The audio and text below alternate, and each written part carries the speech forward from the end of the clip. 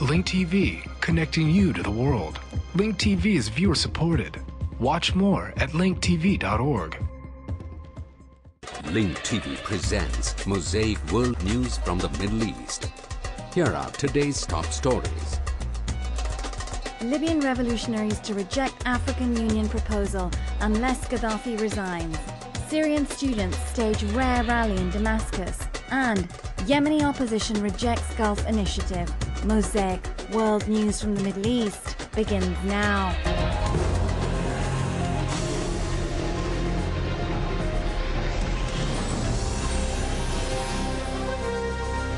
A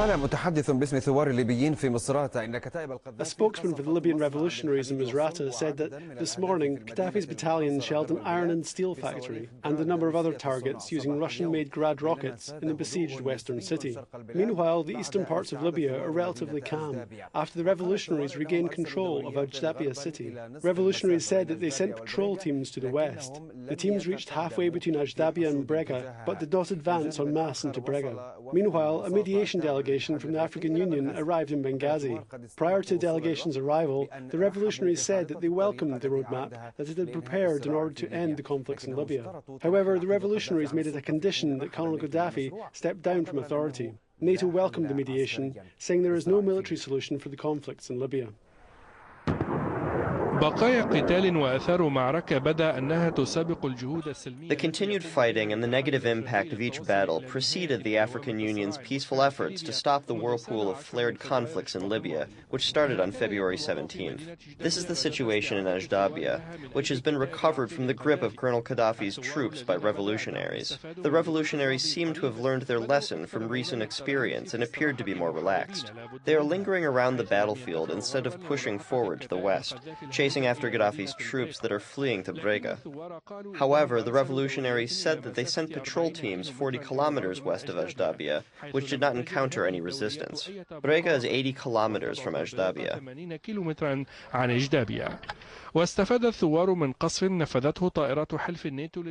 The revolutionaries benefited from the airstrikes on Gaddafi's military complexes by NATO warplanes.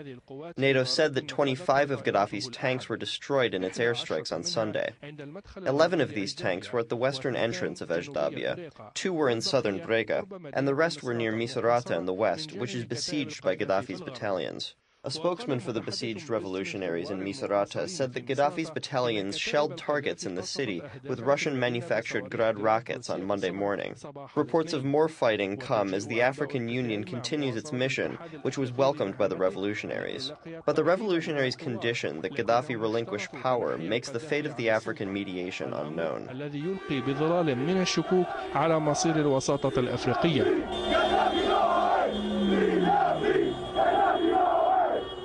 وكان ملفتا ترحيب الناتو بالوساطة الأفريقية وقد تجنب الحلف في اليوم. It is worth noting that NATO welcomed the African mediation. During the last 2 days, NATO has avoided military mistakes that it made before. NATO welcomed the mediation by asserting that there is no military solution for the conflicts.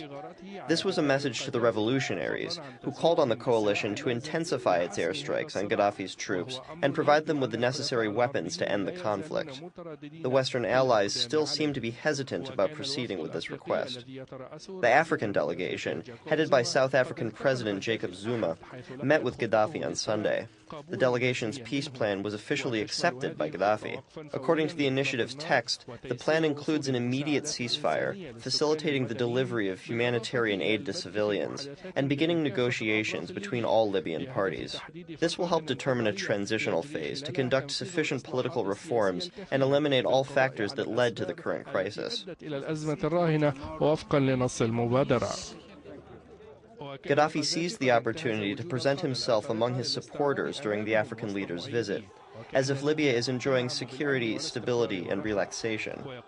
Political observers say that Gaddafi's acceptance of the African peace plan was no more than a maneuver to buy time for remaining in power. Power, he claims, not to possess.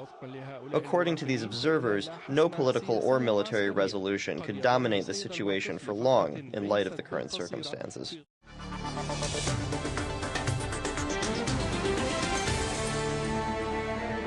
The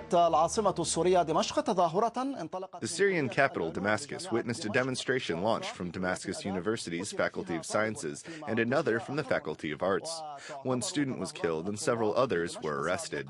The student protest in Damascus is the first of its kind since the beginning of popular protests last month. This comes amid reports of tension in the coastal city of Banyas. Meanwhile, Syrian writer Ouattara was arrested amid an ongoing arrest campaign that targeted dozens of activists. On the other hand, the Syrian news agency confirmed that 9 members of the army, including 2 officers, were killed. In addition, dozens were injured in an ambush on the road connecting the 2 cities of Latakia and Tartus.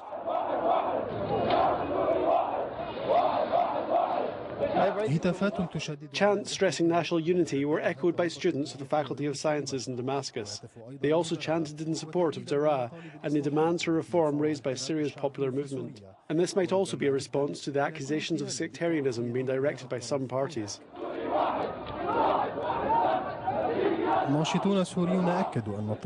Syrian activists confirmed that this unprecedented protest quickly turned into a confrontation as security forces beat and detained dozens.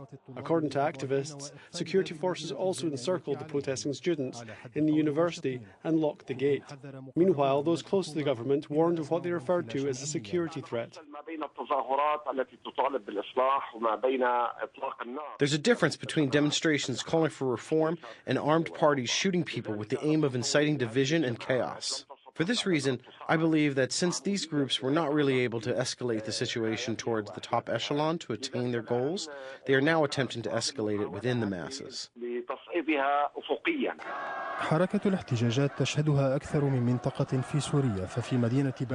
The protest movement is taking place in a number of Syrian regions. Eyewitnesses reported that Syrian army forces entered the coastal city of Banyas this morning. These amateur images reveal the Syrian army's presence on the street. The city had witnessed new confrontations during the funeral processions of martyrs killed in clashes with what the opposition refers to as Shabiha gangs, accused of complying with security agencies.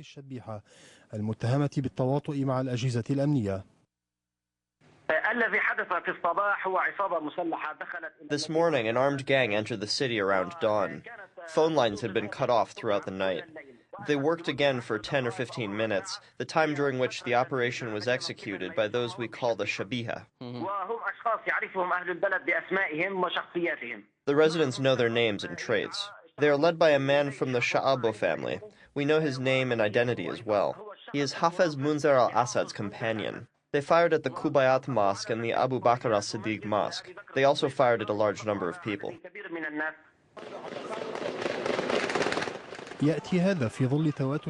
This comes in light of repeated reports that the army is interfering in Syrian regions. In Homs, it was reported that army tanks were spread throughout the city. In addition, eyewitnesses said security forces intensified their measures at the entrances of the southern city of Daraa, the place where confrontations were sparked. Residents now fear a new wave of violence.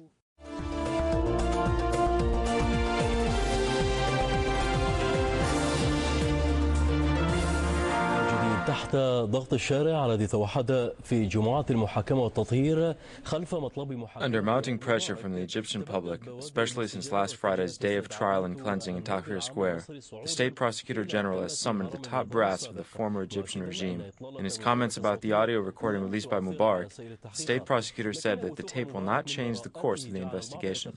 As Mubarak continues to proclaim his innocence, some Egyptians fear that he or members of his family may escape prosecution due to lack of evidence. It seems that the next person to be summoned is Suzanne Mubarak, the ousted president's wife. The Board of Trustees of the Library of Alexandria has demanded that Suzanne Mubarak return the nearly $145 million of library money deposited in her account. Rasha Abdul Rahman reports from Cairo.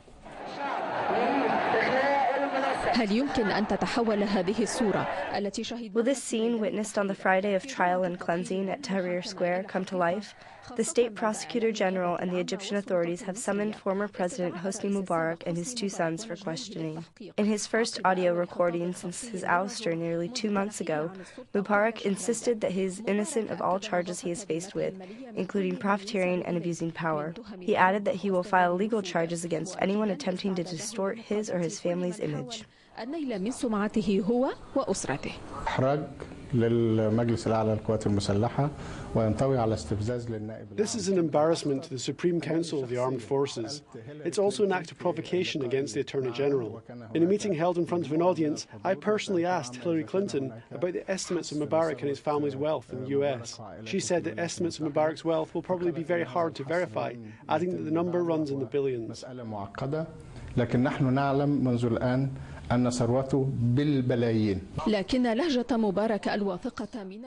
Mubarak's confidence in his innocence has stirred fear among some Egyptians about the lack of evidence or credibility of documents that were released by Arab and foreign websites, which estimated the Mubarak family's wealth at tens of billions of dollars. To be a president means to be a knight who should come out and face the people in Tahrir Square. How about the average citizen, whom the ousted president has directed his many speeches to? I can't forgive him. He is responsible for the bloodshed of martyrs and for what happened in Tahrir Square. Egypt's finest were shot at. No, they will not die in vain. We may waive the money he stole, but not the rights of the people who died. While the state prosecutor has not made a final decision about whether to summon the ousted president's wife, the Board of Trustees of the Library of Alexandria has demanded its former president, Suzanne Mubarak, to return the money that belongs to the library in the amount of $145 million. Suzanne Mubarak has deposited the money into one of her personal accounts. Meanwhile, senior members of the former regime have been arrested, pending an investigation. The public believes that only Mubarak's family remain outside the judicial circle. The political scene in Egypt is still cloudy. No one can tell for sure what will happen tomorrow or where the investigation may lead. It remains to be seen whether the ousted president was able to reach out to the silent majority that he addressed in his speech. And how will Mubarak's supporters react to the remaining leadership of the former regime on one side and the opposition in the square on the other?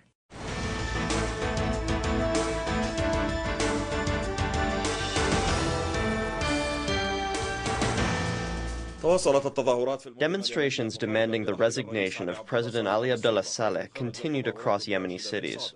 Massive protests took place in Sada as Yemenis continue to rally in Tagir or Change Square in Sana'a. The opposition has announced its rejection of the Gulf Cooperation Council's initiative that was welcomed by Saleh. However, the president did not indicate whether he accepted the clause in which he must hand over power to his vice president.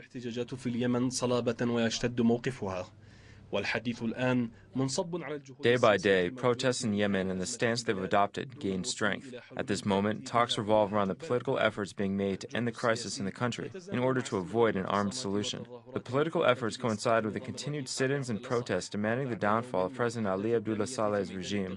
One day after bloody incidents took place in the capital Sana'a's Tagir Square, Yemenis are waiting for the latest developments on the mediation initiative.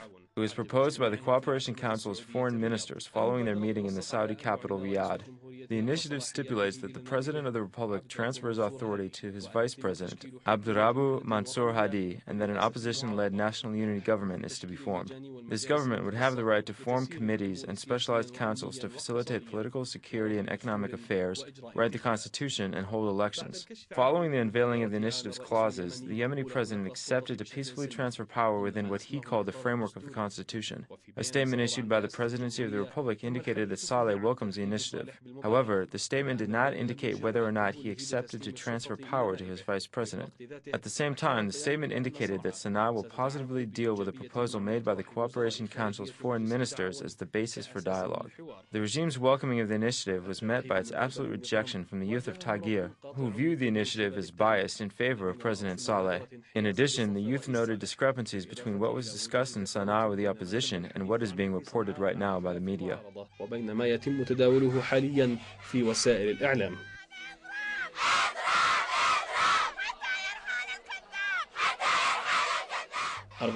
This rejection was also reflected by the growing mobilization on the street. Massive protests took place in Sana'a, Taiz, and Al-Baida, confirming that there are no alternatives to their demands, according to the demonstrators. I say to the president, get out, and you will be prosecuted. By God Almighty, your entourage will do you no good. Leave, leave, leave. You will be prosecuted. You will be prosecuted. As for the southern city of Saada, it also witnessed demonstrations that spread across the city's streets, confirming the resilience of the Yemeni people in the face of the regime's stubbornness. So, the Yemeni street is left with only one choice: to insist on attaining its demands and to continue the demonstrations, especially since the youth in Tagier are completely convinced that demise will be the destiny of the tyrannical regimes. For this reason, the youth believe it is a mere question of time.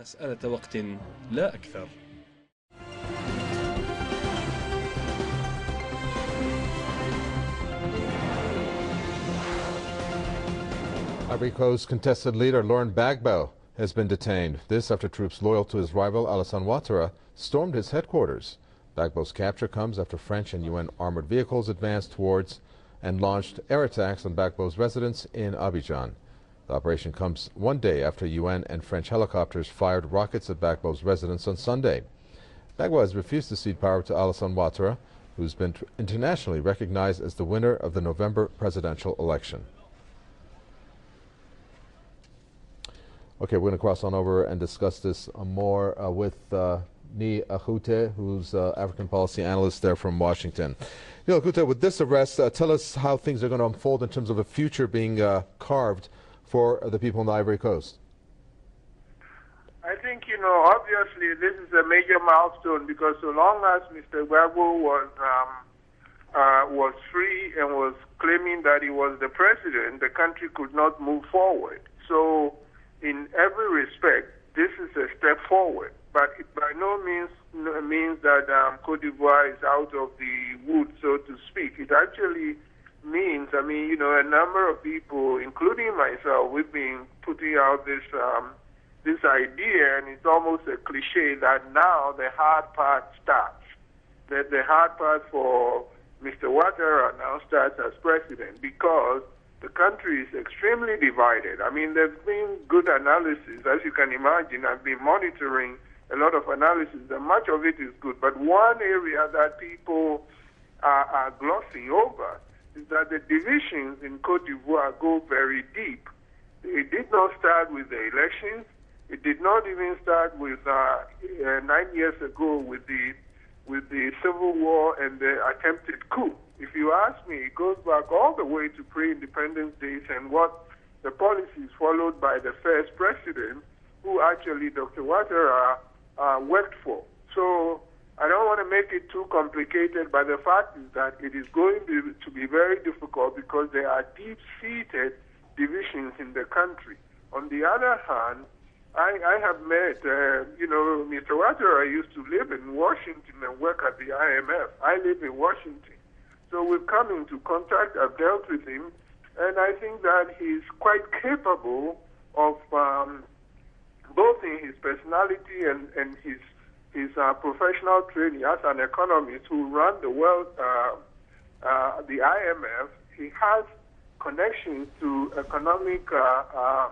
major economic players that, if used well, can help the country because the country needs not just economic, it needs reconciliation as well as reconstruction economically. And so I cannot think of somebody better to be in charge, giving all the assets Dr. Ouattara has. But of course, for a large portion of the country, he's also very polarizing.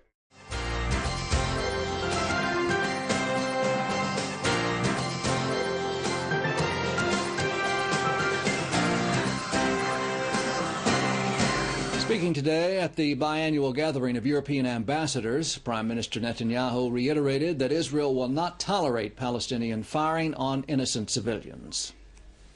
A direct attack on a yellow school bus with an anti-tank rocket is a war crime. It's a criminal act of the highest order. And only by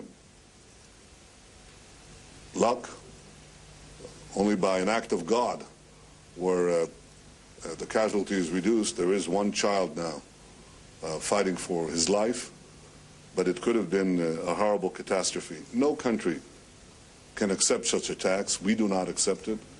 We have acted to defend our people. We will continue to act to defend our people. That is our right. British Ambassador Matthew Gould today supported Israel's right to defend itself against perpetual rocket attacks. Speaking to IBA's Ariel Reshef earlier this afternoon, Gould said that the United Kingdom condemns Thursday's Palestinian school bus shelling incident in southern Israel and stressed that a further escalation of violence is not in the best interest of either party. We've been watching with horror the rocket attacks out of Gaza, the mortaring of the school bus. This is absolutely appalling, and we've made very, very clear that it absolutely has to stop, that Israel has a right to defend herself and has an obligation to defend her citizens. But we hope that that'll be done in a way which calms the situation down, because escalating violence is in nobody's interests. So the first thing is determination both to protect Israel's citizens but also to avoid an escalation in Gaza. More now on the ceasefire between Israel and Hamas. And a short while ago, I spoke with Yoni Ben Menachem, Arab affairs expert with Israel Radio, and asked him about Foreign Minister Avigdor Lieberman's claim that Israel should not agree to stop fighting, but instead try and topple Hamas. He might be right in principle, but you know, in Hebrew we say it's not only to be right, it's also to be smart. This is not the right timing to have a big war in Gaza because of the changes in the Arab world. The Arab media is now starting to focus again on Israel, and I don't think it's the right timing to do it. We have to wait and look for the right timing to make an operation, a surprise operation in Gaza, which will give us a lot of benefits, and not while the Hamas is ready and waiting for us, because this is a large-scale operation which will need recruiting of reserves. It's a big operation, it's a big war, and I think we have to do it with our own initiative and not to respond to the attacks of the Hamas. Well, some would argue that Hamas also is using this ceasefire to prepare for the next conflict. How long will this calm last? Many military observers believe the next engagement will be a wide-scale engagement. Well, you know, we cannot predict the future, exactly what will happen. Definitely, on the long run, a big war with Hamas is inevitable. We have no choice but to do it, but it has to be on our own terms, in our own initiative, and after we prepare ourselves and also know exactly what we want to achieve. These slogans of toppling the Hamas regime in Gaza is a nice slogan, but in the end, if Israel reoccupy Gaza Strip, we'll have to control 1.5 million Palestinians. It's not such an easy game, and we have to consider it very, very thoroughly before we go ahead with such a plan. What should Israel's objectives be when that next conflict comes? I think first of all, we have to maintain our deterrence. This is the most important thing. And then when we know that the environment is comfortable and we can do it with less damage, less political damage and less security damages in our own timing, the timing that we choose, which is convenient for Israel, then we should go ahead and do it, but not before that. Until then, we have to keep our deterrence, and I think what Netanyahu did so far with the Defense Minister Barak was the right policy. Has Hamas lost control of the other terror groups operating in the Gaza Strip? No, definitely no. Hamas is the major force which controls Gaza Strip, and they have the authority and they can impose any ceasefire on any Palestinian faction.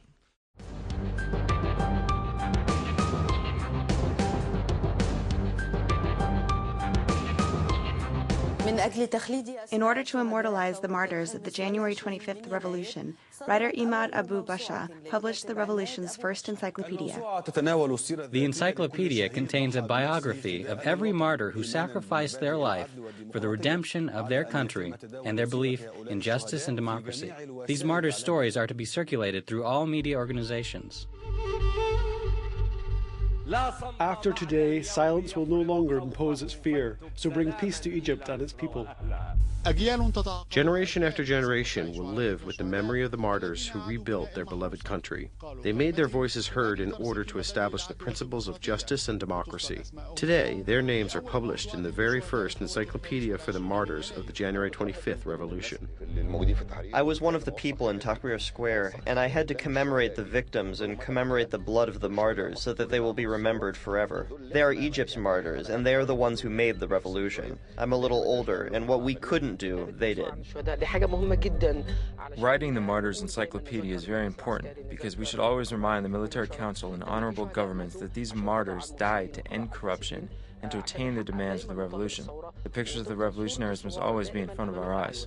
The encyclopedia encompasses the biographies of the hundreds of martyrs who paved the road to freedom with their blood, and now their stories are written and mentioned across all media organizations. The revolution was an outlet for creativity because there is a real and new creativity that emerged as a result of this revolution, and we foster it, empower it, and provide feedback. But we have to publish and present this work. We all must aid the production of art and music so they can play a role and be documented. The mother of the martyr is not crying today because her son's name has been immortalized, a beauty that cannot be desecrated because it is pure. As for the repugnant, its place is already known as its shield has been broken. The blood of the martyrs was always present, and angels are around them, paving their way to heaven. I believe that the angels of the martyrs are the ones who protected the revolution and allowed it to continue. Do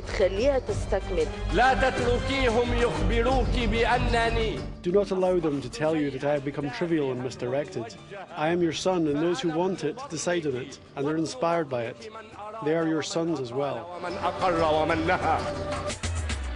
The views expressed on Mosaic are from contributing broadcasters, not Link TV or its sponsors.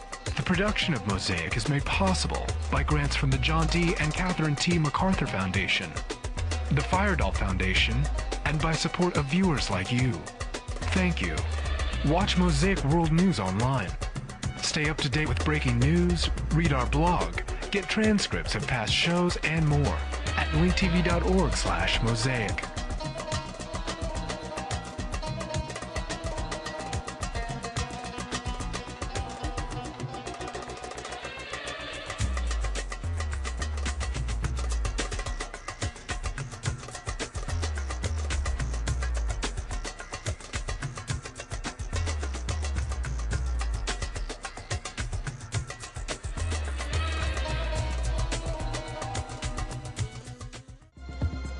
This program is brought to you by Link TV for educational and non-commercial use only. Link TV is the only U.S. network dedicated to global and national news, uncompromising documentaries, and diverse cultural programs, programs which connect you to the world.